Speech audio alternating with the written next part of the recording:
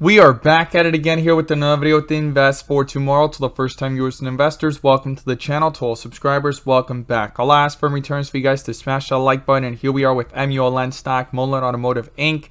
continuing to range within these key levels, guys, between the 80 cent and 90 cent range. We need to break down some key levels here and what's going on within the volatility. And it wasn't the only stock trying to hold itself up and going lower. The overall market this morning was going lower, and the QQQs had weakness since the pre-market. And in the pre-market, our QQQ bot sent out a bear indicator since 7:06 a.m. And from that moment forward towards the bell and even after the bell, there was a continuation of weakness, and puts went up 200% plus within hours, guys. If you guys want to receive this clarity and edge over the charts, you can now gain access to it as well. The link is down below in the description to the 42 vision indicator, getting connected to our SPY bot, QQQ bot, newly released Tesla bot, Apple bot, AMD bot, and we have other bots on the way so that you can receive the clarity and edge that you deserve within the volatility of the markets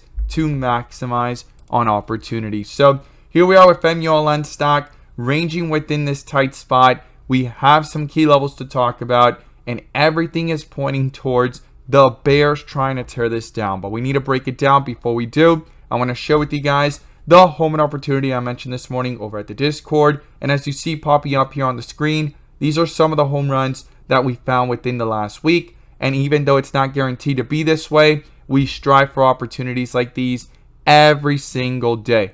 So the home run of the day was spectacular and beyond expectations. And if you guys want to know about these stocks early on in the pre-market, check out the link down below in the description to the Discord. And by joining, you'll become part of a growing community of investors, all looking to learn and grow together. So these are the two stocks I mentioned this morning. Both of them gave jumps of 3 to 5%, 5 to 10% plus. But one of them turned out to be a home run, and that was EAR. We caught this one in the pre-market consolidating under a bear indicator, and towards the bell, shifted into strength on 42 vision, got that bull indicator, and jumped up to a highest point of 40% plus, pulled back down, and ran up again with strength and a bull indicator, giving a second highest point of 40% plus, guys. If you guys want to know about these stocks early on in the pre-market, check out the link down below in the description to the Discord. We look forward to having you join us, and we strive for opportunities like these every single day. Let's jump into these charts.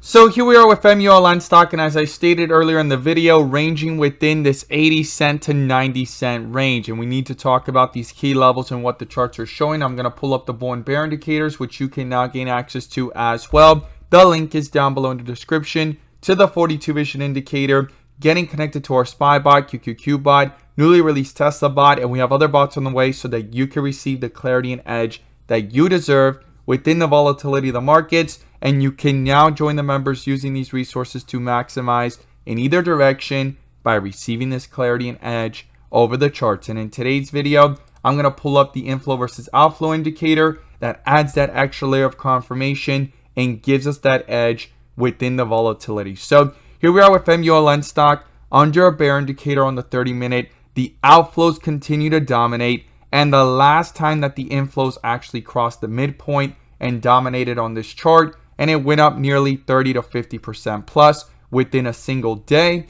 was on August 1st. And since then, outflows have been dominating. And I stated it here in the last several days that this move here, it's looking strong. Yes, it got a bull indicator, but if we did not cross and we stayed red and outflows were dominating here, then this is not really a strong enough move. This is pretty weak in the 30-minute and bigger picture.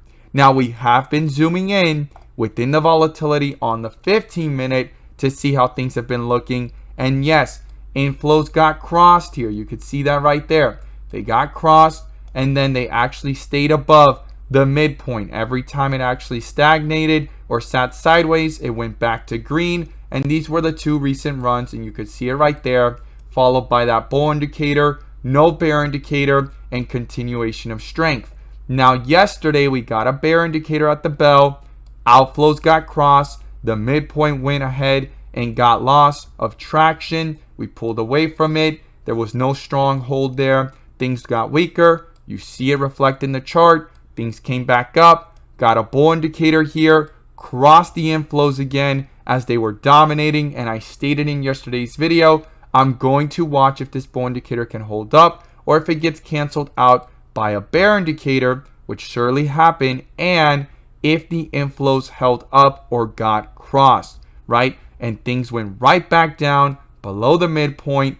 Outflows have been dominating all day. They didn't pull down further away from it. They just kind of sat sideways. And that's why the stock has not completely collapsed. So that's super important to keep in mind. And the inflows got crossed right back up here on the 15-minute. I'm going to be watching that very carefully here as we're above the midpoint. And I'll be watching if things can actually start bringing themselves back up and find support here. And that's what we're going to break down in today's video, the key levels to watch. But based off the 15-minute and the 30-minute, right now, there's a lot of battle going on here between the bulls and bears.